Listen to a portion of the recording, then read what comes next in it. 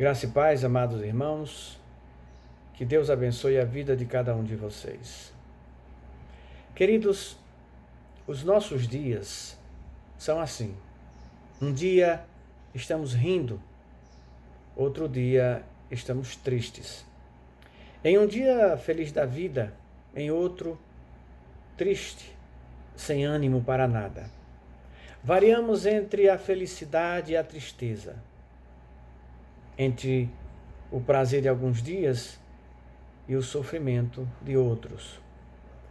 Falar de alegria, de prazer é fácil. Não precisamos de aulas para aprender a rir para ser feliz. No entanto, temos dificuldades para aprender sobre o sofrimento. Não estamos querendo aprender a sofrer, mas aprender quando estamos na adversidade. O tema de hoje é adversidades. O texto está em Eclesiastes, capítulo 7, versículo 14, onde a palavra de Deus diz assim: No dia da prosperidade, goza do bem, mas no dia da adversidade, considera. Porque Deus fez esse em oposição àquele, para que o homem nada descubra do que há de vir depois dele. Outra versão que pode ficar mais explicado para os irmãos é esta: quando os dias forem bons, aproveite-os bem. Mas quando forem ruins, analise. Deus fez tanto um como o outro para evitar que o homem descubra o seu futuro. As pessoas fogem do sofrimento, isso é normal. Ninguém gosta de sofrer, a não ser os masoquistas, mas não é desses que nós iremos falar. Vamos falar de pessoas normais que têm medo de sofrer. Por qualquer que seja o procedimento da vida, se as pessoas imaginarem ou pressentirem sofrimento, elas ficam com medo. Mas os sofrimentos, as adversidades da vida fazem parte da nossa existência. Por mais que a gente se prepare, o sofrimento vem. Por mais que a gente se prepare, a adversidade aparece. O sofrimento faz parte da vida de todos que estão vivos. Há algum tempo atrás, uma irmã me perguntou por que os evangélicos passavam por tantas adversidades. E eu fiquei analisando essa pergunta. Imediatamente lembramos da frase que Jesus falou: No mundo tereis aflições, mas tende bom ânimo, pois eu venci o mundo. Quando nós perguntamos por que as pessoas sofrem, nós temos que tomar conhecimento que todos, sem exceção, sofrem. O sofrimento das pessoas pode vir por inúmeros motivos. Pode vir por morte dos pais, morte dos filhos.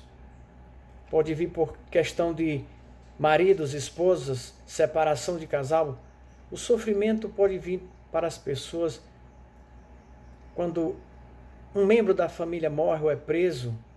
Doenças, brigas, são inúmeros os motivos que provocam sofrimento, adversidade. Por que nós passamos por tanta adversidade? Queridos, é preciso que a gente veja que tem até uma resposta inserida dentro da pergunta. Nós passamos pela adversidade, não ficamos nela.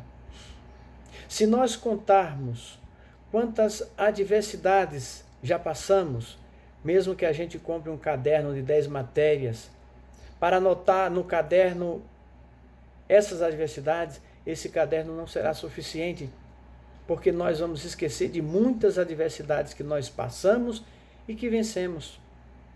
Nós precisamos passar pela adversidade para perceber coisas importantes. Como nós descobriríamos que um dia na nossa vida é maravilhoso se nunca tivéssemos um dia triste? Como saberíamos identificar alegria de tristeza? Como nós iríamos lutar, fortalecer o nosso espírito se nunca tivéssemos batalhas? Como iríamos raciocinar, colocar o cérebro para pensar se nunca fosse exigido nada dele? Se não tivermos como fugir do sofrimento, da adversidade, essa adversidade deveria nos ensinar onde erramos e o que faremos para não acontecer de novo. E se acontecer de novo a mesma situação, teremos mais experiência para resolver. Perceber o que aprendemos com aquele erro. Tem um louvor chamado Rompendo em Fé. A letra diz assim: cada vez que a minha fé é provada, tu me dás a chance de crescer um pouco mais. As montanhas e vales, desertos e mares que atravesso, me levam para perto de ti. Queridos, as montanhas, os vales, os desertos e mares são adversidades que nós atravessamos. Mas ela diz também que atravesso, me levam para perto de ti. As adversidades que passaremos nos devem levar para perto de Deus. Que não seja somente uma música, mas o nosso modo de vida.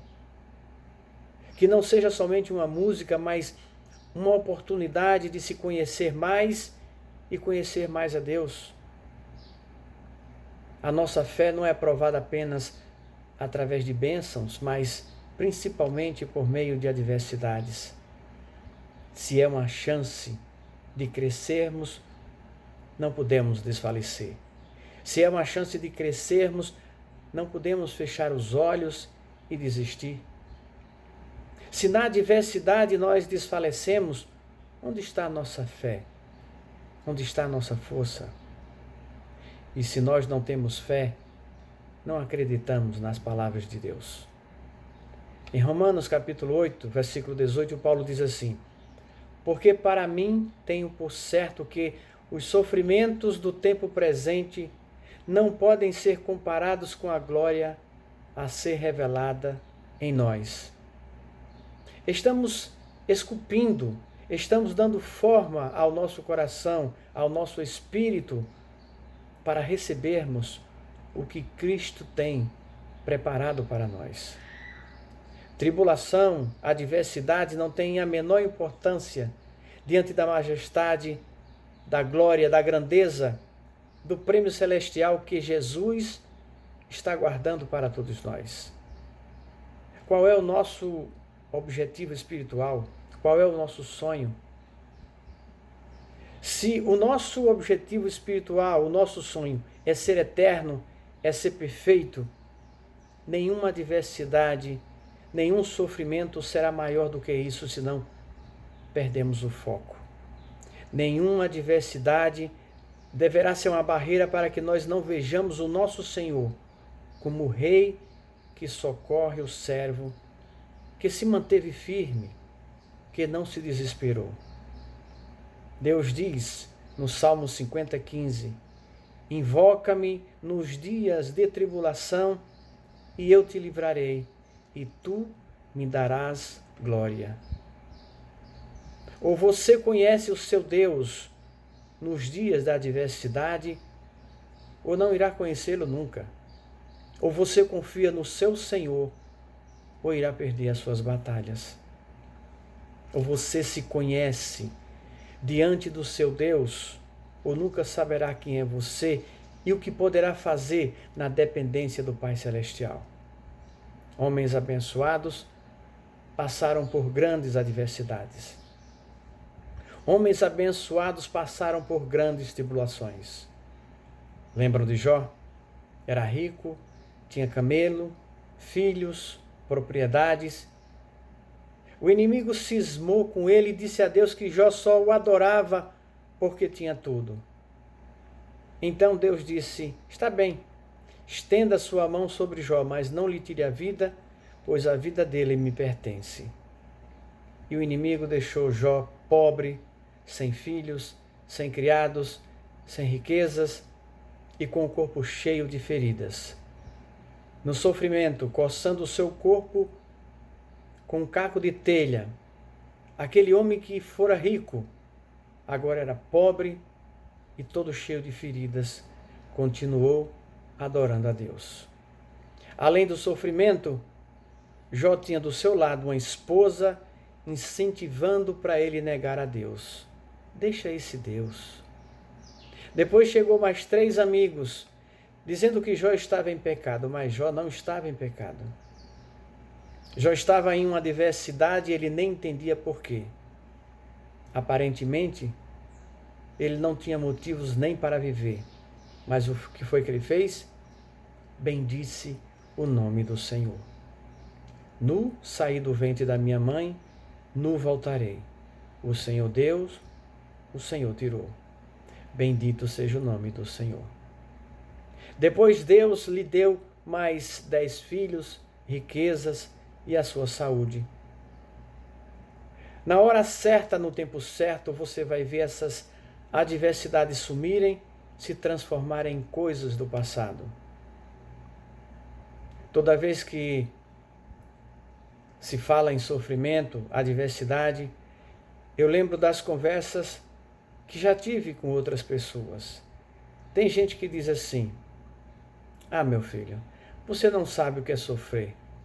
Você não sabe o que eu já passei. As pessoas acham que o seu sofrimento é maior do que o das outras pessoas. É e não é. O meu sofrimento é maior do que o seu, e o seu sofrimento é maior do que o meu.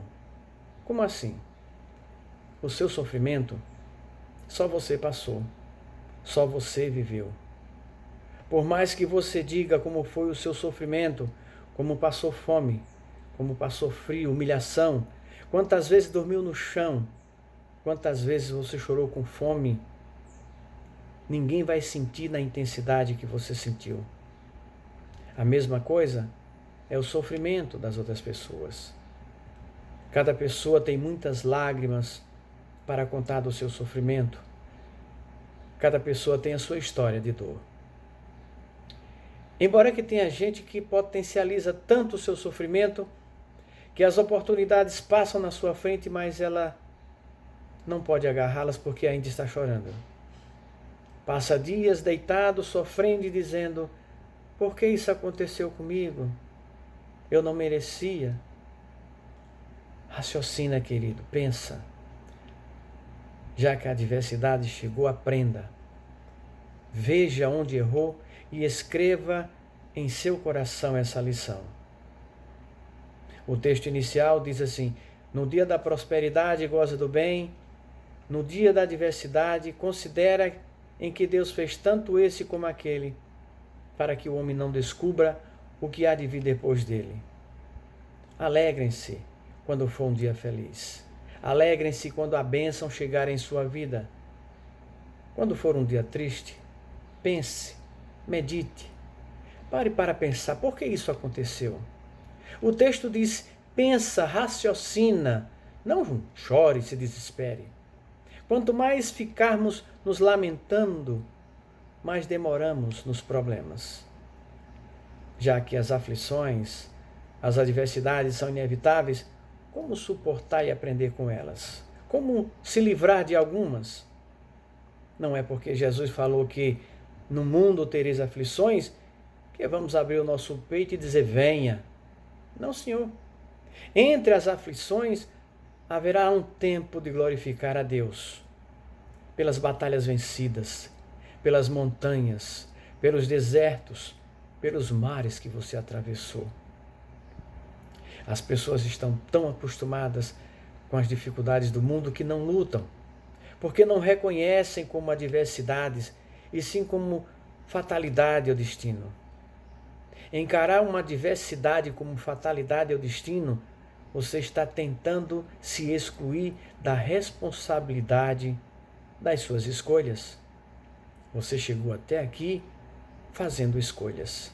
Você chegou até aqui dizendo sim para Deus. Faça com que o seu sim seja verdadeiro. Ao encarar uma a adversidade como fatalidade do destino, você desiste de lutar, baixa a cabeça e diz que não tem jeito. É esse conformismo que o inimigo quer. É essa desistência, essa fraqueza que o inimigo gosta. É esse derrotismo que tem acabado muitas vidas. Porque o evangélico passa por tantas adversidades, meus amados, o evangélico é muito visado. Há mais propaganda e cobrança no erro de um evangélico do que no erro das pessoas do mundo. Por falarmos tanto de Deus e do pecado, as pessoas se aborrecem com a gente. O evangélico passa por adversidades porque nós encaramos o pecado como pecado. Se eu sou servo de Deus e sei que estou pecando, então eu sofro. Então aquilo é uma adversidade para mim. Nós temos explicações para dar a Deus, enquanto muitos só se importam em dar explicações e satisfações para parentes, para amigos, para o Facebook, para o WhatsApp, o Instagram, quando dão explicações. Muitas vezes mandam todos tomar banho e saem para pecar mais ainda, se afastando cada vez mais de Deus.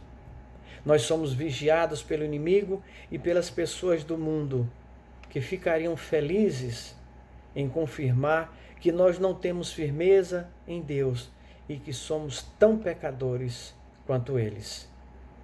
E aí, querido, eu tenho duas opções. Luto para ser obediente a Deus ou me afasto de Deus fazendo o que eu quiser sem me preocupar com ninguém. Muitas vezes é preciso que a gente veja que as adversidades não são o final do processo, mas o início. Muitas vezes uma adversidade é o início de um grande sofrimento. Para toda adversidade, temos que olhar qual a orientação de Deus quando essas adversidades aparecem. Primeiro, estava eu preparado para a adversidade? Segundo, eu estou em comunhão verdadeira com Deus? Terceiro, eu estava envolvido nos propósitos de Deus? 4. Estou dando à adversidade uma importância maior do que se deve? E 5. Se eu vencer essa adversidade, Deus vai ser glorificado? Nenhuma inteligência, nenhuma riqueza vai prevalecer em cima do amor e da santificação que deveríamos ter nesses momentos diante de Deus. É o que Deus espera que a gente aprenda. A palavra de Deus nos alerta para que as diversidades que podem surgir e como fazer para enfrentá-las.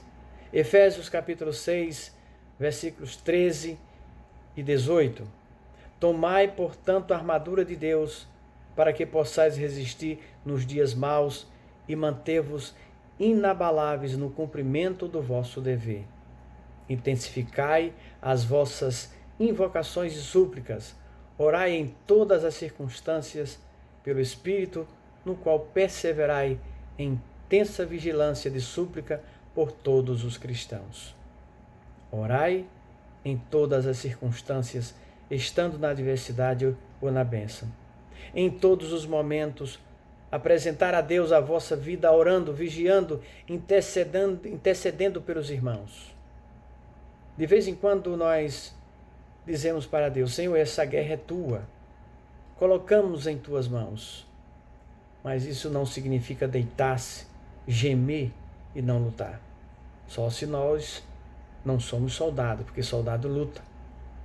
Colocar nas mãos de Deus é orar e perguntar: Senhor, o que eu faço enquanto se santifica? Senhor, como é que eu venço enquanto luta? Uma guerra só acaba, querido, quando um general se dá por vencido. E o nosso general é Cristo. E Cristo não pode ser vencido porque Ele é o poder de Deus em todo o universo. Repetindo o versículo 13, mais uma vez, em que Paulo diz: Tomai, portanto, a armadura de Deus para que possais resistir nos dias maus. Que dias maus são esses? São os dias das adversidades, são os dias das nossas angústias, são os dias em que nós não podemos negar a Deus, mesmo que tudo pareça desfavorável. São os dias que não podemos negar a Deus porque Ele está nos vendo e vai ter a confirmação se nós somos servos verdadeiros ou não. Em todas as circunstâncias, em todas as ocasiões, é tempo de louvar, glorificar e exaltar o nome do Senhor. E a paz de Deus, que excede toda a inteligência, haverá de guardar os nossos corações e os nossos pensamentos em Cristo. Queridos, se nós somos servos de Deus, se nós realmente confiamos em Deus, sabemos que após as adversidades vêm as bênçãos. Sabe por quê? Elas chegarão no tempo de Deus. A palavra diz, porque o choro pode durar uma noite, isso é tempo, mas a alegria vem pela manhã, outro tempo. Salmo 35. Porque há tempo para todas as coisas. Eclesiastes 3:1-8. As nossas dores, as nossas lágrimas e o nosso sofrimento são tempos das nossas batalhas, queridos. A nossa santificação, a nossa comunhão, a nossa paz e a nossa alegria são tempos das nossas vitórias, até a vitória final, quando Jesus vier. As adversidades são para nos afastar de Deus. Derrube essas barreiras clamando pelo Senhor. Ele vai dizer para o teu coração, como disse para Jó, aguente firme, você me pertence. Você pertence ao Leão de Judá, ao Filho de Deus bendito, ao Senhor dos Senhores, ao Príncipe da Paz, ao Autor da vida e da salvação. Que a certeza de Deus sempre, sempre preencha os nossos corações. Que Deus nos abençoe. Amém.